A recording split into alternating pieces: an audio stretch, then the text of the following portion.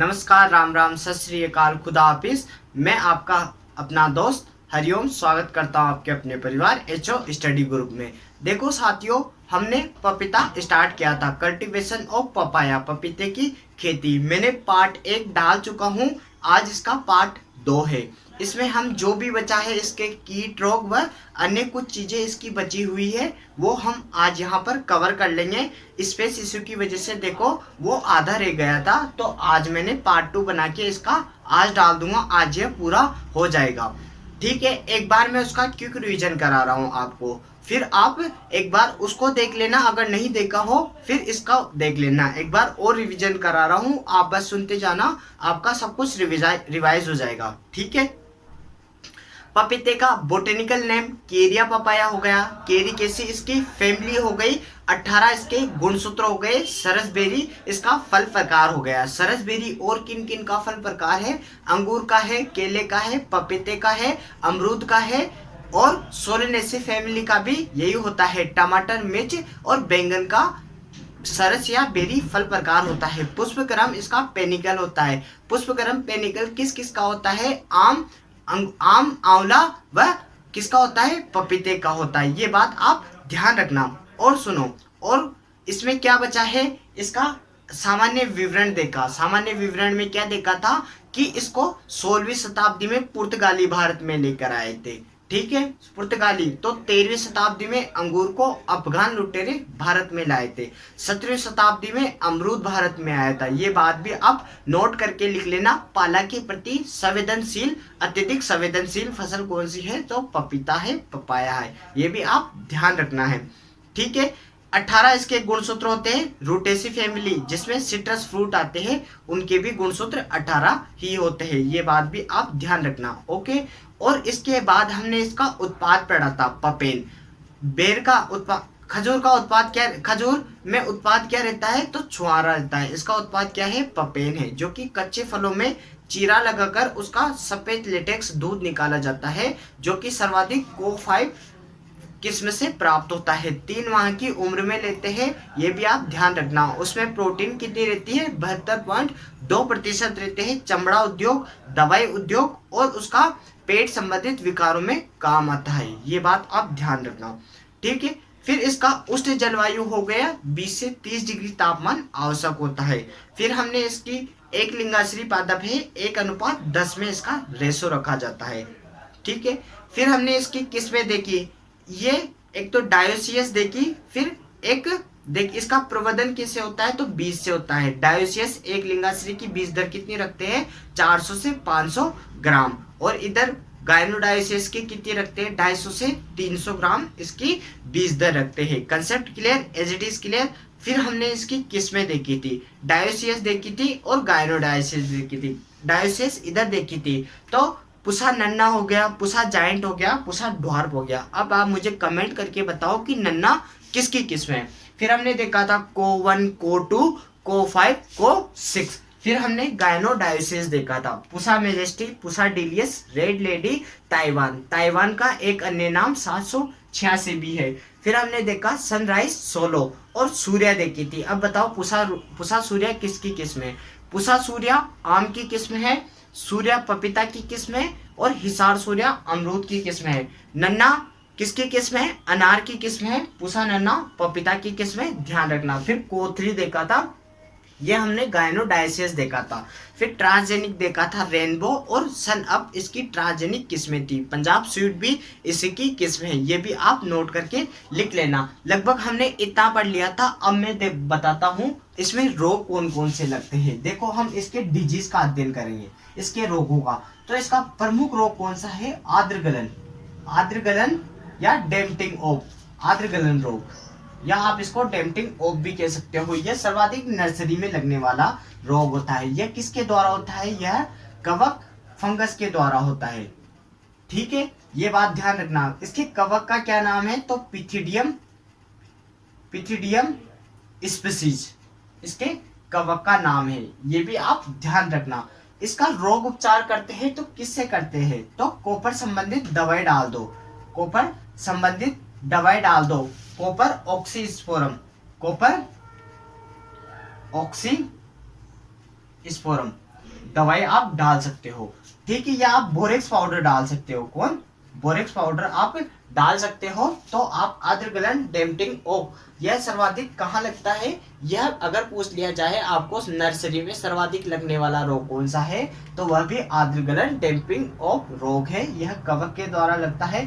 पिथिडियम species इसका रोग कारक है। कॉपर संबंधित दवाई डाल दो, कॉपर ऑक्सीस्फोरम और बोरेक्स भी आप इसमें डाल सकते हो, ठीक है। ये इसका आद्रगलन रोग हो गया। अब इसका दूसरा रोग कौन सा है, तो इसमें पर्णकुंचन लगता है, लीफ कर्ल, पर्णकुंचन या लीफ कर्ल, लीफ कर्ल।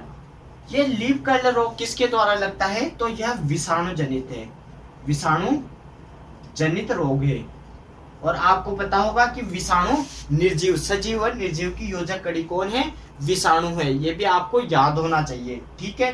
और यह निर्जीव होता है, यह किसी सजीव में आकर जीवित हो जाता है, उसी की मशीनरी का उपयोग करता है। और विषाणु जनित जितने भी रोग हो है वो कभी फैलते नहीं है। उनको फैलाने के लिए क्या चाहिए होता है, रोग वाहक चाहिए होता है।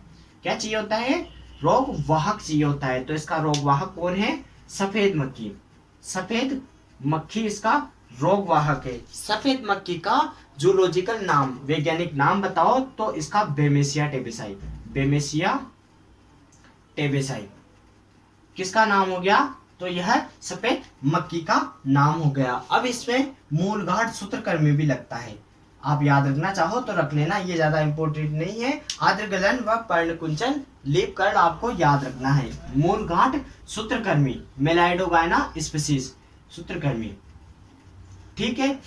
रूट नोट डिजीज भी इसमें लगता है। मूलगांठ सूत्रकृमि रोग आप इसको कह सकते हो। अब यह किसके द्वारा लगता है, तो मिलाइडोगाइना, मिलाइडोगाइना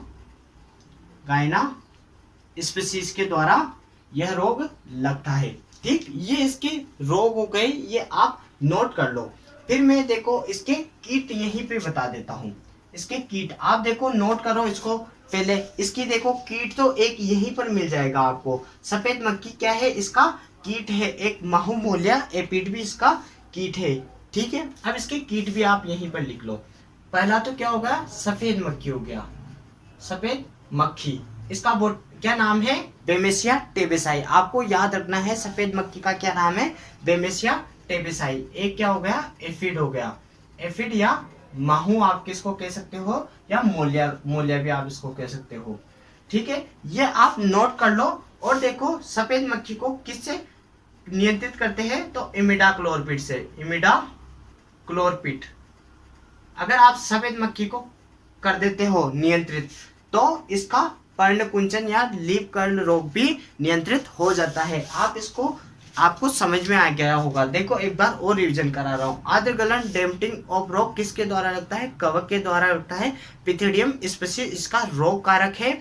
और देखो कॉपर संबंधित कोई सी भी दवाई डाल दो, जिसे कॉपर ऑक्सीस्फोरम वगैरह डाल दिया। बोरेक्स आप डाल सकते हो। पर्णकुंचन लीफ कर्ल किसके द्वारा होता है, वायरस जनित रोग होता है। और सभी वायरस जनित जैसे सभी पर्णकुंचन रोग होते हैं, वह हमेशा सफेद मक्खी ही फैलाती है। और भिंडी का YV येलो मोजेक वायरस भी यही फैलाती है, ये भी आप ध्यान रखना। विषाणु जनित होता है, रोग वाहक सफेद मक्खी है, बेमेसिया टेबेसाई सफेद मक्खी का जूलॉजिकल नाम हो गया। मूलगांठ सूत्रकृमि, रूट नोट सूत्रकृमि हो गया, ठीक है, निमेटोड हो गया। तो मिलाइडोगाइना स्पीशीज के द्वारा यह फैलता है।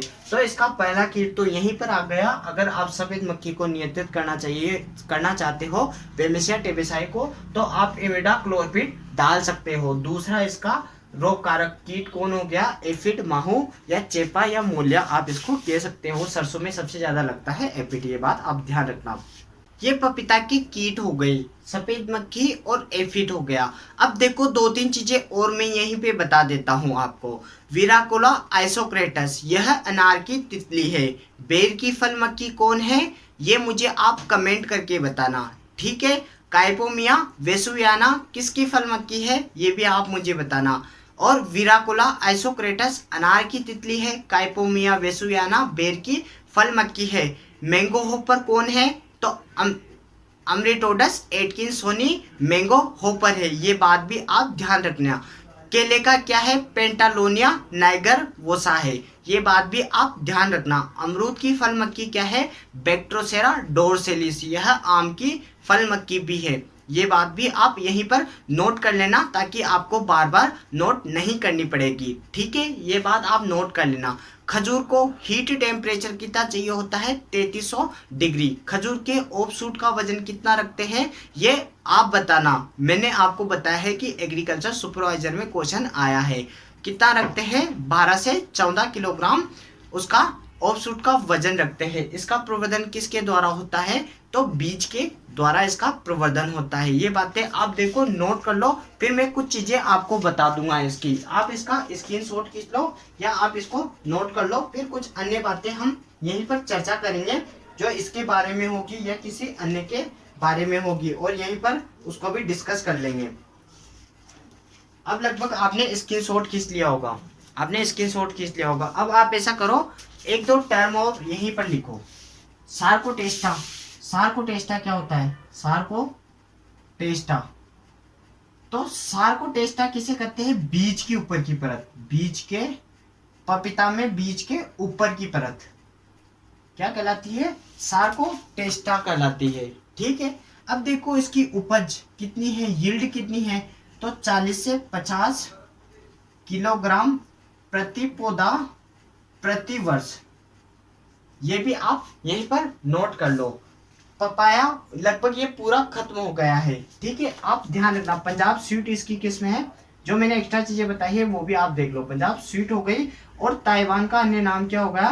ताइवान का अन्य नाम 786 हो गया है, ठीक है? ये बात भी आप ध्यान रखना। पपीता का पपेन इसमें पाया जाता है, और इसकी बीज दर कितनी रखी जाती है? गायनोसियस की कितनी रखी? गायनोडायोसियस की तो 250 से 300 है, और डायोसियस की 400 से 500 ग्राम है। ये लगभग पूरा पपीता आपका कवर हो गया है। आप इसका स्क्रीनशॉट खींच लो और नोट कर लो, फिर मैं इसको मिटा दूंगा। और 1:10 नर मादा का अनुपात रखा जाता है। आप ये चीज भी नोट करके लिख लेना, और यहीं पर हो जाएगी आपकी। और मैंने देखो इसके कलर के बारे में बताया था, आपको इसके कलर के बारे में बताया था। मैं इसको मिटा देता हूँ। मैंने क्या बताया था कि पपीते का गुद्दे का लाल रंग किसके कारण से होता है? तो लाइकोपीन के कारण से होता है। इसका पीला रंग किसके कारण से होता है? केरिका जेंथिन के कारण से होता है। फिर मैंने बताया था कि एंथ्रोसाइनिन के कारण किस किस का लाल रंग होता है? तो मैंने आपको वापस से बता रहा हूँ, एक ट्रिक बताई थी मैंने, गामा प्यासा। गाजर का लाल रंग एंथ्रोसाइनिन, माल्टा का लाल रंग एंथ्रोसाइनिन, प्याज का लाल रंग एंथ्रोसाइनिन व गामा प्यासे। तो सेब का लाल रंग किसके कारण से होता है? एंथ्रोसाइनिन के कारण से होता है। और पपीते के गुद्दे का लाल रंग लाइकोपीन के कारण से होता है, लाइकोपीन के कारण से होता है। टमाटर का लाल रंग भी इसके कारण से होता है, टमाटर का लाल रंग भी इसके कारण से होता है। दूध का सफेद रंग भी आप यहीं पर देख लो, दूध का सफेद रंग, तो यह केसिन प्रोटीन के कारण से होता है, केसिन प्रोटीन। और दूध का हल्का पीलापन किसके कारण से होता है? तो मैंने आपको बताया था कैरोटीन के कारण से होता है। गाजर का नारंगी रंग भी कैरोटीन के कारण से होता है। ये लगभग बहुत सारा कंसेप्ट क्लियर हो गया। इसके साथ साथ पपीते के साथ साथ आपको दूसरी चीजें भी याद